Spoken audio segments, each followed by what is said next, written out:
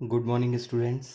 आज BSc BEd third year में zoology में इसके अंदर नेक्स्ट टॉपिक है आपके पश्च पीयूष ग्रंथि या इसके अंदर पोस्टीरियर पिट्यूटरी जिसे कहा जाता है या जिसे कहा जाता है न्यूरो हाइपोफाइसिस के हार्मोन्स। तो कौन कौन से हार्मोन इसके अंदर जो हैं वह पीयूष ग्रंथि के पश्च भाग के द्वारा या जिसे कहा जाता है न्यूरो हाइपोफाइसिस से सिक्रीट किए जाते हैं उसके बारे में बताएंगे। इससे पहले इसके अंदर आपको बता चुके हैं पीयूष ग्रंथि की संरचना के बारे में, और पीयूष ग्रंथि की संरचना के बाद इसके अंदर अग्र पीयूष ग्रंथि या एडिनो हाइपोफाइसिस के 6 अलग अलग हार्मोन और उसके कार्य के बारे में इसके अंदर पिछली क्लासेस में बता चुके हैं, जिसमें growth hormone, ACTH, thyroid stimulating hormone, gonadotropin जिसमें फॉलिकल स्टिमुलेटिंग और ल्यूटिनाइजिंग हार्मोन, प्रोलैक्टिन और अंत में इसके अंदर मिलेनोसाइट स्टिमुलेटिंग या प्रेरक हार्मोन इसके अंदर आता है। अब इसके अंदर बात करते हैं न्यूरो हाइपोफाइसिस या पोस्टीरियर पिट्यूटरी के द्वारा कौन से हार्मोन सिक्रीट किए जाते हैं। इसके द्वारा मुख्य रूप से 2 हार्मोन सिक्रीट किए जाते हैं, जिसमें से फर्स्ट इसके अंदर जो हार्मोन है उसको कहा जाता है पिटोसिन या जिसे कहा जाता है ऑक्सीटोसिन। पिटोसिन या ऑक्सीटोसिन जो हार्मोन होता है वह फर्स्ट हार्मोन है इसके न्यूरो हाइपोफाइसिस का। तो ऑक्सीटोसिन या इसके अंदर पिटोसिन जो हार्मोन होता है वह इसके अंदर इसमें पाया जाता है पश्च पीयूष ग्रंथि के द्वारा सिक्रीट किया जाता है, और इसका दूसरा नाम इसके अंदर कह सकते हैं बर्थ हार्मोन भी कहलाता है। इसे बर्थ हार्मोन भी कहा जाता है। तो ऑक्सीटोसिन का इसके अंदर कह सकते हैं मुख्य कार्य जैसे बर्थ हार्मोन है, तो एनिमल या मनुष्य में इसके अंदर कह सकते हैं चाइल्ड की बर्थ करवाने के लिए, जन्म में इसके अंदर कह सकते हैं उपयोगी होता है, तो इसीलिए इसको बर्थ हार्मोन कहा जाता है। तो इसमें इसके अंदर ऑक्सीटोसिन क्या कार्य करता है? सबसे पहला कार्य होता है यूट्रस की पेशियों का कॉन्ट्रैक्शन या संकुचन करवाना। तो यूट्रस की मसल्स या पेशियों का संकुचन करवाना चाइल्ड की बर्थ के समय, जिसके कारण कॉन्ट्रैक्शन होगा। तो इसके अंदर चाइल्ड की बर्थ इसके अंदर कह सकते हैं के समय इसके अंदर यह जब यूट्रस की मसल्स या पेशियां संकुचित होती हैं, इस कारण इसको बर्थ हार्मोन कहा जाता है। सबसे पहला कार्य होता है। दूसरा इसके अंदर कह सकते हैं फीटस की डिलीवरी के लिए, फीटस को शरीर से बाहर निकालने के लिए इसके अंदर कह सकते हैं, तो ये भी इसके अंदर कह सकते हैं किस समय कार्य करता है? चाइल्ड की बर्थ के समय कार्य करता है। तीसरा कार्य होता है मेमरी ग्लैंड या स्तन ग्रंथियों से मिल्क के सिक्रीशन को बढ़ाना, फ्लो को बढ़ाना, इसके अंदर ये भी चाइल्ड की बर्थ के बाद होता है। तो चाइल्ड की बर्थ या बर्थ हार्मोन इसके अंदर इसलिए कहा जाता है इसको क्योंकि ये मिल्क के फ्लो को या प्रवाह को बढ़ाता है। उसके अलावा फीटस या इसके अंदर कह सकते हैं चाइल्ड की बर्थ के समय इसके अंदर कह सकते हैं या इसके अंदर बर्थ के समय यूट्रस या गर्भाशय की भित्ति में संकुचन करवाता है। इस कारण इसके अंदर कह सकते हैं 3 मुख्य कार्य इसके होते हैं, जो कि इसके अंदर हार्मोन ऑक्सीटोसिन या जिसको बर्थ हार्मोन कहते हैं या इसके अंदर जिसको पिटोसिन भी कहा जाता है उसके द्वारा किए जाते हैं। तो जंतु में या मनुष्य में इसके अंदर कह सकते हैं ऑक्सीटोसिन हार्मोन न्यूरो हाइपोफाइसिस के द्वारा सिक्रीट होने वाला या पश्च पीयूष ग्रंथि के द्वारा सिक्रीट होने वाला हार्मोन होता है, जिसको बर्थ हार्मोन कहा जाता है। सेकेंड हार्मोन होता है जिसको एंटी डाईयूरेटिक हार्मोन कहा जाता है या जिसको कहा जाता है शॉर्ट में ADH, या इसी का दूसरा नाम होता है इसके अंदर वैसोप्रेसिन। तो वैसोप्रेसिन हार्मोन या एंटी डाईयूरेटिक हार्मोन या ADH तीनों इसके अंदर कह सकते हैं एक ही नाम है।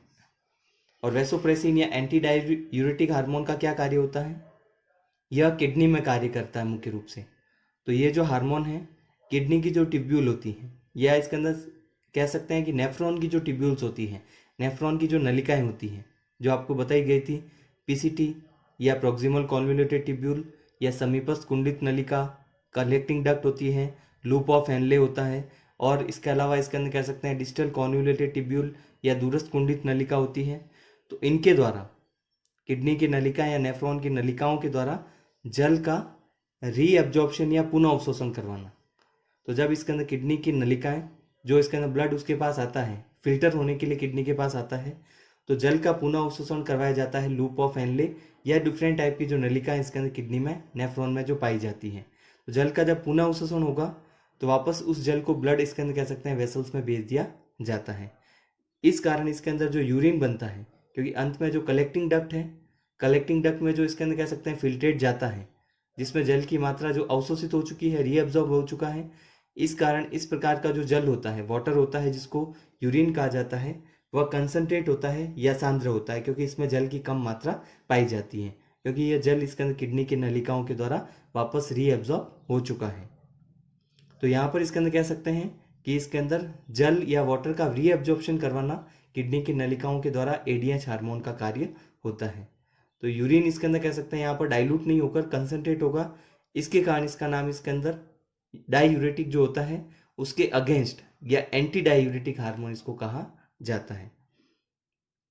एडीएच का सिक्रीशन या एंटी डायूरेटिक हार्मोन का सिक्रीशन कब होता है?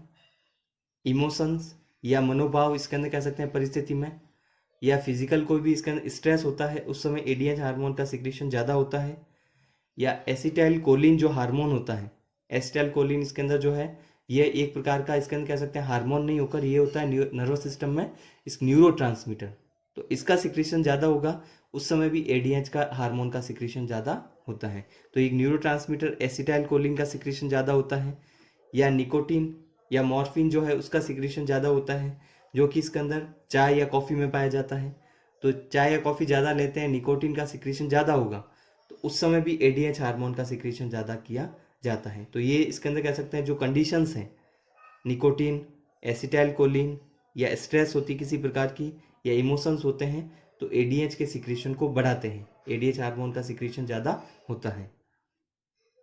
यदि एडीएच हार्मोन इसके अंदर कह सकते हैं अनुपस्थित होता है या अब्सेंट होता है, या इसके अंदर लैकिंग, या इसके अंदर कम मात्रा में सिक्रेट होता है, तो जल का इसके अंदर कह सकते हैं इसके द्वारा जो किया जाने वाला कार्य क्या है, जल का पुनः अवशोषण या रीअब्जॉर्प्शन भी कम होगा। और जल का रीअब्जॉर्प्शन इसके अंदर कह सकते हैं किडनी या नेफ्रॉन की जो नलिकाएं होती है उससे कम होगा, तो उससे क्या इफेक्ट होगा, यूरिन जो बनेगा अब डाइल्यूट होता है, तनु होता है, क्योंकि उसमें जल ज़्यादा से ज़्यादा मात्रा में उन किडनी की नलिकाओं के द्वारा इसके अंदर बाहर जाएगा, क्योंकि जल का पुनः अवशोषण नहीं होगा, और पुनः अवशोषण नहीं होगा तो ब्लड वेसल्स में वापस जल नहीं जाएगा, और ब्लड वेसल्स में नहीं जाएगा तो वो किडनी की नलिकाओं के द्वारा बाहर जाता है, और वहाँ से कलेक्टिंग डक्ट से होकर इसके अंदर ये यूरिनरी ब्लैडर में जाता है। तो वहाँ पर क्या होता है कि इसके अंदर जो यूरिन है उसमें जल की मात्रा ज़्यादा रहती है, क्योंकि पहले इसके अंदर नॉर्मल या सामान्य मात्रा में था, तो क्या होता था, जल का पुनः अवशोषण होता है, रीअब्जॉर्प्शन, जिसके कारण यूरिन जो बन रहा था वो डाइल्यूट इसके अंदर कह सकते हैं नहीं होकर वह कंसनट्रेट बन रहा था। तो अब जल इसके अंदर जो है वहाँ रीअब्जॉर्ब नहीं हो रहा है, तो जल वापस किस में रहेगा, किडनी की नलिकाओं में, और वापस आगे किस में जाएगा, यूरिन में भी। तो इस प्रकार जो यूरिन होता है उसको कहा जाता है तनु यूरिन का निर्माण होता है। तो डाइल्यूट यूरिन इसके अंदर कह सकते हैं ज़्यादा मात्रा में एक्सीट होता है, उत्सर्जित होता है। इस कंडीशन को कहा जाता है डायबिटीज़ इंसिपिडस। ये इसके अंदर कह सकते हैं एक प्रकार का डायबिटीज़ है, और ये डायबिटीज़ जो होता है उसको इंसिपिडस कहा जाता है। लेकिन एक दूसरा जो डायबिटीज़ होता है जिसको डायबिटीज़ मेलाइटस कहते हैं, से किस प्रकार भिन्न होता है। डायबिटीज़ मेलाइटस में क्या होता है, जब इंसुलिन की कमी होती है तो ग्लूकोज ज़्यादा इसके अंदर कह सकते हैं ब्लड में रहेगा, और ब्लड में रहेगा तो यूरिन में भी आता है। तो यहाँ पर क्या होता है, इंसुलिन की कमी के कारण नहीं होता है, ये डायबिटीज़ जो इंसिपिडस होता है किस कारण होता है, एडीएच हार्मोन की कमी के कारण होता है। और उसका क्या प्रभाव होगा, यूरिन इसके अंदर कह सकते हैं यहाँ पर डाइल्यूट और ज़्यादा मात्रा में एक्सीड होगा, क्योंकि जल ज़्यादा से ज़्यादा होगा तो ज़्यादा से ज़्यादा इसके अंदर कह सकते हैं यूरिन बनेगा, और ज़्यादा से ज़्यादा यूरिन होगा तो इसके अंदर ज़्यादा मात्रा में सिक्रीट किया जाता है, या जिसको कहा जाता है उत्सर्जित किया जाता है, एक्सीड किया जाता है। तो डायबिटीज़ मेलाइटस अलग होता है और डायबिटीज़ इंसिपिडस अलग होता है। तो डायबिटीज़ इसके अंदर मेलाइटस इंसुलिन से संबंधित है, और डायबिटीज़ इंसिपिडस एडीएच या एंटी डायूरेटिक हार्मोन या वेसिप्रोसिन हार्मोन से संबंधित होता है। तो यहाँ पर ना ही इसके अंदर कह सकते हैं शुगर यूरिन में उत्सर्जित होगा, शुगर से संबंधित नहीं होता है इसके अंदर इंसिपिडस। एडीएच हार्मोन की क्रिया के कारण ब्लड वेसल्स की भित्ति में संकुचन इसके अंदर या कॉन्ट्रैक्शन होता है।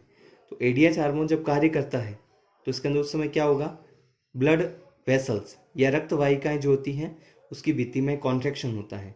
तो इसके अंदर ये भी इसको एक नॉर्मल पाइप की तरह समझ सकते हैं जो फ्लेक्सिबल होता है।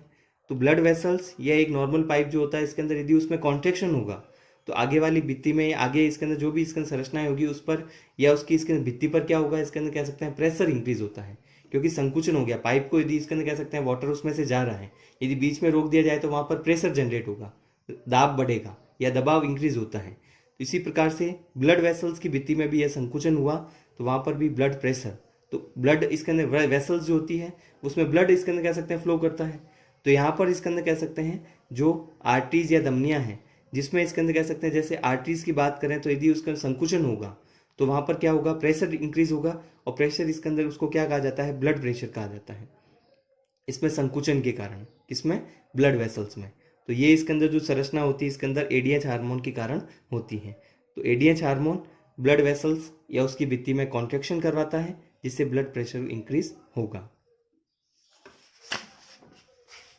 इसके बाद इसके अंदर बात करते हैं पोस्टीरियर पिट्यूटरी के हार्मोन के बाद में नेक्स्ट इसके अंदर जो इसके अंदर ग्लैंड्स होती हैं पीयूष ग्रंथि के बाद सेकंड ग्लैंड है जिसको कहा जाता है थायराइड ग्रंथि या थायराइड ग्लैंड, क्योंकि मेजर जो ग्लैंड होती है पीयूष ग्रंथि के बाद में सेकंड होगी थायराइड ग्रंथि या थायराइड ग्लैंड। थायराइड ग्रंथि जो होती है बाइलोब्ड या द्विपाली युक्त संरचना होती है, 2 लोब इसके अंदर पाए जाते हैं, 2 लोब युक्त संरचना होगी। और इसके अंदर इसका पोजीशन या इसकी पोजीशन कहाँ पर होती है, कहाँ स्थित होती है, गर्दन के नीचे वाले भाग में स्थित होती है, या जिसे कहा जाता है नेक जो रीजन होता है उसके लोअर पार्ट में, या इसी को कहा जाता है इसके अंदर ट्रैकिया के वेंट्रल या अदर भाग में।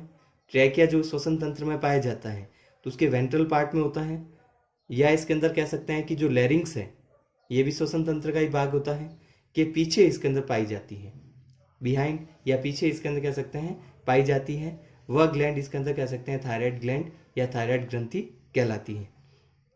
तो गर्दन के नीचे या लोअर पार्ट में या ट्रैकिया के वेंट्रल पार्ट में या लैरिंग्स के पीछे पाई जाने वाली ग्रंथि को इसके अंदर थायराइड ग्लैंड या थायराइड ग्रंथि कहा जाता है।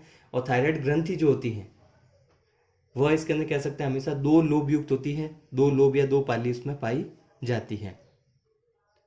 थायराइड इसके अंदर ग्रंथि जो है कि दोनों लोब एक संकरे पुल के समान उत्तक, एक इसके अंदर कह सकते हैं दोनों लोब जो होते हैं वह एक संकरे या नैरो इसके अंदर कह सकते हैं पुल जो होता है इसके अंदर, या जिसे कहा जाता है ब्रिज के समान जो टिश्यू होते हैं उत्तक होते हैं, उससे इसके अंदर कह सकते हैं दोनों लोब आपस में जुड़े हुए होते हैं। तो 2 लोब इसके अंदर पाए जाते हैं और बीच में नैरो टिश्यू पाए जाते हैं जो कि एक ब्रिज के समान होते हैं। तो ब्रिज के समान होने के कारण इसके अंदर दोनों लोब इसके अंदर आपस में जुड़े होते हैं। तो दोनों लोब को जोड़ने के लिए जो नैरो टिश्यू पाए जाते हैं इसको कहा जाता है इस्थमस। तो इस्थमस इसके अंदर ये हो गया, और ये इसके अंदर 2 लोब हो गए जो कि इसके अंदर थायराइड ग्रंथि में पाए जाते हैं। और थायराइड ग्रंथि गर्दन भाग में पाई जाती है, इसे इस्थमस कहा जाता है। और इस्थमस के द्वारा जब ये इसके दोनों लोब आपस में जुड़ते हैं तो ये यहाँ पर जो ग्लैंड पाई जा रही है, थायराइड ग्रंथि जो पाई जा रही है वह एच शेप की संरचना में पाई जाती है। इसका शेप इसके अंदर कैपिटल इसके अंदर कह सकते हैं, एच इसके अंदर कह सकते हैं कि आकार का दिखाई देता है। हिस्टोलॉजी के आधार पर या औतिकी के आधार पर कहा जाए तो थायराइड ग्रंथि जो होती है उसमें एसिनाई या वेजिकल पाए जाते हैं, छोटे छोटे वेजिकल या आशय पाए जाते हैं। वेजिकल आपने नाम सुना होगा इसके अंदर, जैसे सेल में भी पाए जाते हैं। तो औतिकी या संरचनात्मक रूप से या औतिकी या हिस्टोलॉजिकल रूप से बात करें तो थायराइड ग्रंथि जो होती है वह किससे मिलकर बनी होती है, उसमें क्या पाए जाते हैं, वेजिकल या उसी को कहा जाता है एसिनाई या वेजिकल पाए जाते हैं। और ये इसके अंदर कह सकते हैं वेजिकल जो होते हैं क्यूबॉइडल एपिथीलियम के द्वारा लाइंड होते हैं।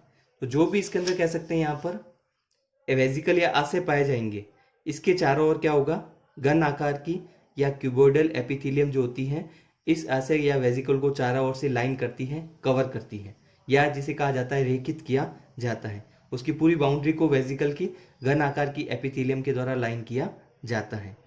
तथा इन वेजिकल के ल्यूमन में क्या होता है, थायरोग्लोब्यूलिन इसके अंदर कह सकते हैं बड़ा होता है। तो अब इसके अंदर ये जो संरचना है इसके बारे में हिस्टोलॉजिकली बात करें